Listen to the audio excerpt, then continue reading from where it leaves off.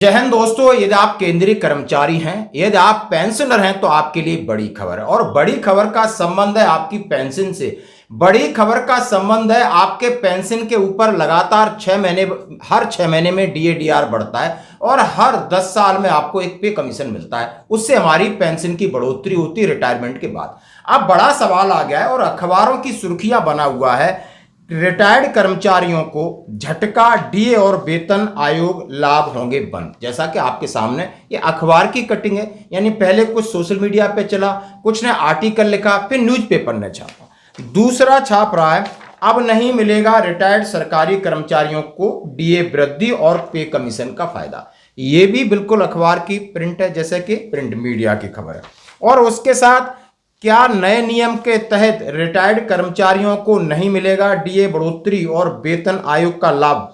Viral दावों की क्या है हकीकत? और ये एक और खबर है, और आज ये लेटेस्ट खबर है कि केंद्र सरकार ने पेंशन भोगियों के लिए डीए बढ़ोतरी या 8वें वेतन आयोग के लाभ समाप्त नहीं किए जाएंगे, यानी समाप्त नहीं किए जाएंगे। पेंशन भोगियों के लिए 8वें वेतन आयोग और डीए पर भ्रम की स्थिति क्या है, झूठे दावों का क्या खंडन है, वित्त मंत्री का क्या स्पष्टीकरण है और निष्कर्ष क्या है?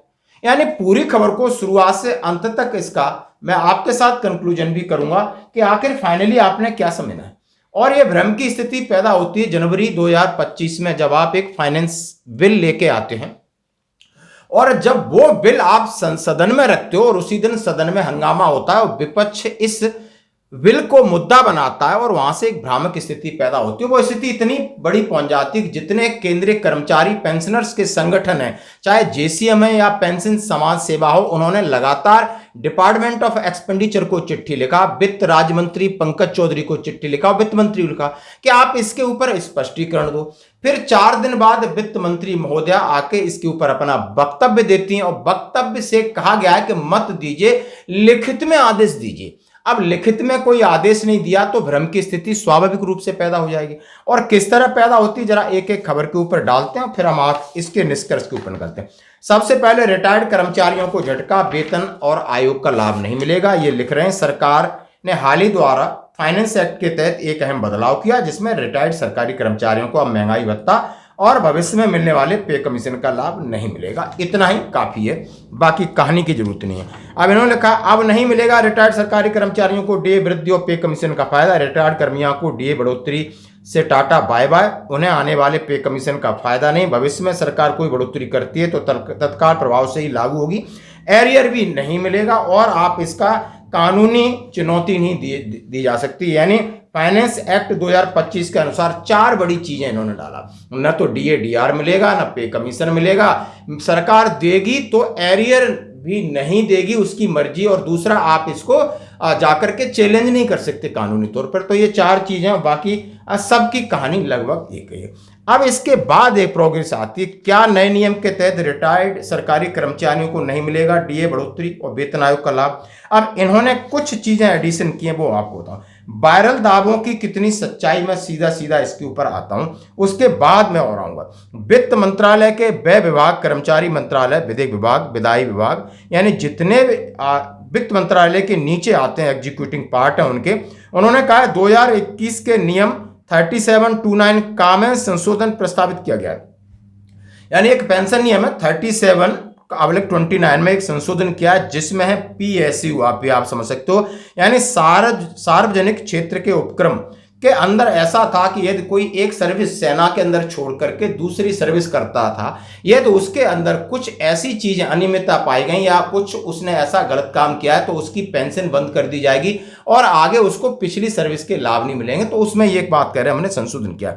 इस प्रावधान के अनुसार यदि कोई सार्वजनिक क्षेत्र के उपक्रम पीएसयू का कर्मचारी जो पहले किसी सरकारी विभाग में कार्यरत था, दुष्प्रवृत्ति के कारण सेवा से बर्खास्त किया जाता है तो उसके संपूर्ण सेवानिवृत्ति लाभ जब्त किया जा सकते हैं। इनमें उसकी पूर्व सरकारी सेवा से प्राप्त पेंशन शामिल है। इन्होंने बोला हम पेंशन और उसको आगे 8वें वेतन आयोग का लाभ बंद कर देंगे यदि उसने कुछ गड़बड़ी की है, भ्रष्टाचार है, उसके आरोप सिद्ध हो जाते हैं। यह नियम पूर्व के नियम से महत्वपूर्ण भिन्नता रखता है, जिसमें कहा गया है कि पीएसयू से बर्खास्त पूर्व सरकारी सेवा से प्राप्त पेंशन लाभों को प्रभावित नहीं करेगा। और उन्होंने कहा ये पीछे की यदि अभी वो कोई काम कर रहा है उसको प्रभावित नहीं करेगा। अब इन्होंने इसमें कहा है यह भी ध्यान देने योग्य है कि सरकार ने इस प्रकार किसी भी बदलाव के संबंध में अभी तक कोई अधिसूचना जारी नहीं की गई है, लेकिन सरकार ने एक नोटिफिकेशन है वो जारी नहीं किया गया है। इस वर्ष मार्च में वित्त विधेयक 2025 पारित होने के बाद इसके एक पेंशन से संबंधित प्रावधान को लेकर विवाद उत्पन्न हुआ था। कर्मचारी संघों ने इस प्रावधान सेवानिवृत्तियों के लिए हानिकारक है, इसके लिए पुराने और नए पेंशन भोगियों के लिए बीच असमानता पैदा करता है। उन्होंने इससे एक रिफ्लेक्शन पैदा हुआ, जैसे कि हमारे कर्मचारी संगठनों ने कहा इस बिल से हमारे बीच एक डिवाइडेशन हो जाएगा, यानी पुराने पेंशन नए पेंशन में असमानता पैदा हो जाएगी। और सेवानिवृत्त एवं पेंशन डीओपीपीडब्ल्यू ने स्पष्ट किया कि 7वें केंद्रीय वेतन आयोग सीपीसी द्वारा लागू की गई पेंशन समानता बनी रही। अब ये कह रहे हैं कि जो 7th पे कमीशन की रिकमेंडेशन है कि यदि पुराना पेंशनर और नए पेंशन के बीच में इक्वलाइजेशन बराबर होनी चाहिए, इसका हमने ध्यान रखा है। जो दावे किए जा रहे हैं कि सेवानिवृत्त सरकारी कर्मचारियों के महंगाई भत्ते और वेतन आयोग के लाभ समाप्त किए जाएंगे, क्या वो सही है? संशोधित नियम केवल उन मामले से संबंधित है जहां सरकार से अवशोषित सार्वजनिक क्षेत्र के उपक्रम पीएसयू के कर्मचारियों को दुष्वृत्ति के कारण सेवा से बर्खास्त किया गया। उन्होंने अब इसमें सीधा सीधा लास्ट पैराग्राफ में लिखा है कि ये नियम उनके लिए है जो दुष्प्रवृत्ति के कारण किसी को, जो पीएसयू कर्मचारी हैं पिछली सेवा में थे, तो उनका सब रोक दिया जाएगा और आगे उन्हें पेंशन भी नहीं मिलेगी और ना ही पे कमीशन का फायदा मिलेगा, ना ही वो किसी कोर्ट में जा सकते हैं। अब आज की खबर है, इसके बारे में जानना बहुत जरूरी है कि तथ्य यानी फैक्ट, उन्होंने फैक्ट चाचा इसकी, उन्होंने कहा है केंद्र सरकार के पेंशन भोगियों के लिए डीए बढ़ोतरी 8वें वेतन आयोग के लाभ को समाप्त नहीं किए जाएंगे। उन्होंने कहा है जैसा कि कुछ मीडिया आउटलेट्स में प्रसारित रिपोर्टों के आधार पर ऐसा कहा गया है और कर्मचारियों में चिंता पैदा कर दी है कि 2025 में बदलाव वित्त अधिनियम के तहत आपके 8वें वेतन और डीए में रोक लगाई जा सकती है। उन्होंने कहा है कि नहीं, हमने पेंशन नियम 3729C को अपडेट किया है। तो झूठे दावों का खंडन क्या है, वित्त मंत्री का स्पष्टीकरण और निष्कर्ष, 3 चीजों पर मैं बात करूंगा। यह समझना महत्वपूर्ण है कि नियम 37 में एक विशिष्ट संशोधन का महंगाई भत्ते या में वृद्धि या सेवानिवृत्त सरकारी कर्मचारी के सामान्य काय के लिए भविष्य के वेतन आयोगों से मिलने वाले लाभों से कोई संबंध नहीं है।